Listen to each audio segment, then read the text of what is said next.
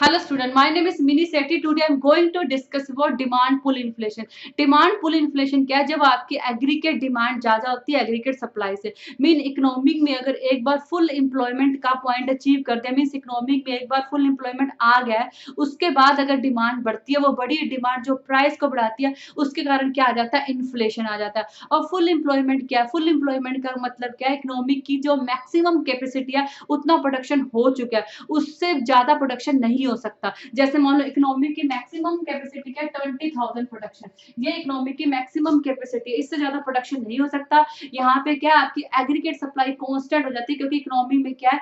Full employment का point आ गया। Full employment के बाद अगर आपकी डिमांड बढ़ती है, तो जिसके कारण क्या प्राइस बढ़ता है, वो कि जिसके कारण क्या आ जाता है? इन्फ्लेशन आ जाता है। जैसे मान लीजिए वो लोगों की इनकम बढ़ रही है, ठीक है, सिंपल सा पॉइंट है, इनकम बढ़ रही है, इनकम बढ़ रही है, लेकिन एवरेज प्रोस्पेरिटी टू सेव, जो उनकी सेविंग है वो क्या कांस्टेंट है, ठीक है, इनकम बढ़ रही है, सेविंग कांस्टेंट है, इकोनॉमी में फुल एम्प्लॉयमेंट का पॉइंट आ चुका है, ठीक है, क्या है? इनकम बढ़ रही है, सेविंग कांस्टेंट है, लोग बचा नहीं रहे, खर्च कर रहे हैं, ठीक है, बचाना इनकम, जैसे इनकम बढ़ने के साथ साथ उनको बचाना चाहिए ना, बचा उतना ही रहे हैं जितना पहले बचा रहे थे, वो इनकम बढ़ने के साथ साथ क्या कर रहे हैं? खर्चा कर रहे हैं, ठीक है, उनकी सेविंग उतनी है जितनी पहले थी, इनकम बढ़ रही है, सेविंग उतनी है, और इकोनॉमी में फुल एम्प्लॉयमेंट का पॉइंट आ चुका है, मीन्स अब एग्रीगेट सप्लाई कांस्टेंट है, इससे ज्यादा एग्रीगेट सप्लाई को नहीं बढ़ाया जा सकता, जिससे क्या लोगों की परचेजिंग पावर बढ़ती है, लोगों की परचेजिंग पावर बढ़ती है, जबकि आपकी एग्रीगेट सप्लाई कांस्टेंट है,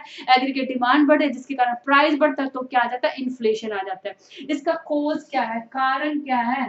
ठीक है, कोजेस क्या है? ठीक है, कोजेस में आपका इसका आ जाएगा, सबसे पहला कोजेस क्या? राइज इन इनकम, ठीक है, लोगों की इनकम बढ़ रही है, जिसके कारण क्या? उनकी परचेजिंग पावर बढ़ रही है। सेकंड पॉइंट क्या? इंक्रीज मनी सप्लाई,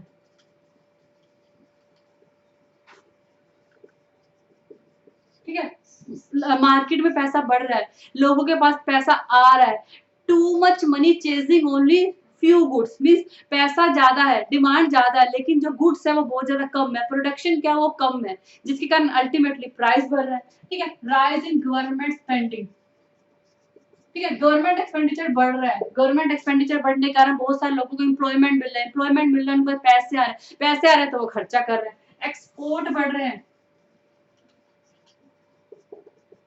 एक्सपोर्ट बढ़ रहे, तो बाहर से भी तो हमारे पास पैसा आ रहा है ना, दूसरी कंट्री में मान लो प्राइस ज्यादा है, लेकिन उनको हमारे इंडिया का प्रोडक्ट सस्ता मिल रहा है, तो वो क्या कर रहे हैं? हमारी कंट्री में एक्सपोर्ट बढ़ा रहे हैं, दूसरी कंट्री का पैसा हमारी कंट्री में आ रहा है, ठीक है, जिसके कारण हम हमारे पास क्या पैसा बढ़ रहा है, तो हम क्या कर रहे हैं? डिमांड बढ़ा रहे हैं, लेकिन हमारी कंट्री में तो उतनी सप्लाई है ही नहीं, हम सिर्फ डिमांड बढ़ाई जा रही है, क्योंकि हमारी कंट्री में फुल एम्प्लॉयमेंट का पॉइंट आ चुका है, अल्टीमेटली प्राइस बढ़ रहा है, जिसके कारण क्या हो गया? इन्फ्लेशन आ रहा है, इंक्रीज इन कंजम्पशन हुई, कंजम्पशन का कारण या तो हमारे पास इनकम बढ़ रही है, हमारे पास बहुत ज्यादा पैसा है, या हमें सस्ता क्रेडिट मिल रहा है, हमें बैंकों वगैरह पे लोन बहुत सस्ते इंटरेस्ट रेट पे मिल रहा है, हमारे पास पैसा आ रहा है, ठीक है, हम उससे क्या करें? डिमांड क्रिएट करें, लेकिन एग्रीगेट सप्लाई कांस्टेंट है, अल्टीमेटली क्या है? एग्रीगेट सप्लाई कांस्टेंट है, क्योंकि फुल एम्प्लॉयमेंट का पॉइंट हमने अचीव कर लिया, उसके बाद भी डिमांड बढ़ी, जो कि कारण बन रहा है प्राइस बढ़ने का, ठीक है, मैं आपको एक डायग्राम के थ्रू बता देती हूँ इसे, यहाँ पे प्राइस, यहाँ पे आउटपुट या जीडीपी, ओके, तो यहाँ पे देखो, ये आपका सप्लाई कर्व, ठीक है, यहाँ पर सप्लाई कर्व क्या? इलास्टिक है, उसके बाद यहाँ पे क्या बन जाता है? इनइलास्टिक, मींस इसके बाद ये आपका एएस एग्रीगेट सप्लाई कर्व है, यहाँ पे देखो ये एग्रीगेट डिमांड है, ठीक है, इसके बाद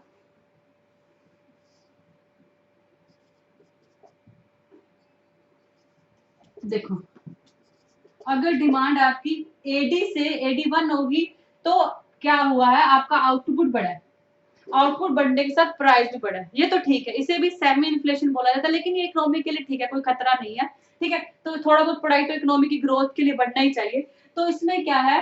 क्या हुआ? आपकी डिमांड, आपकी सप्लाई, क्योंकि इसमें आउटपुट भी बढ़ रहा है, इस लेवल तक आपकी सप्लाई क्या?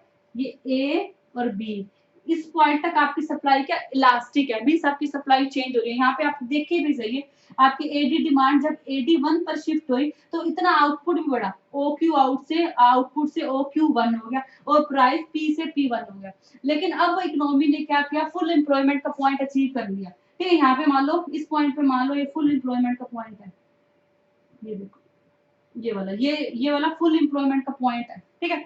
उसके बाद आपकी सप्लाई क्या होगी, इनइलास्टिक होगी, ठीक है। उसके बाद यहाँ पे ये बी और डी, ये जो ये वाली सप्लाई है ये इनइलास्टिक होगी। इसके बाद यहाँ पे इकोनॉमी को फुल एम्प्लॉयमेंट का पॉइंट अचीव कर लिया, इसके बाद आप सप्लाई को नहीं बढ़ा सकते, लेकिन डिमांड हमारी फिर भी बढ़ रही है। उससे क्या होगा, आपका प्रोडक्शन तो बढ़ नहीं रहा, सिर्फ प्राइस बढ़ रहा, डिमांड और बढ़ गई, प्रोडक्शन बढ़ नहीं रहा। देखो प्रोडक्शन तो कांस्टेंट हो गया, सिर्फ क्या आपका प्राइस बढ़ गया। इसे क्या बोलते हैं, डिमांड पुल इन्फ्लेशन, ठीक है। आई थिंक आपको समझ में आएगा। Thank you.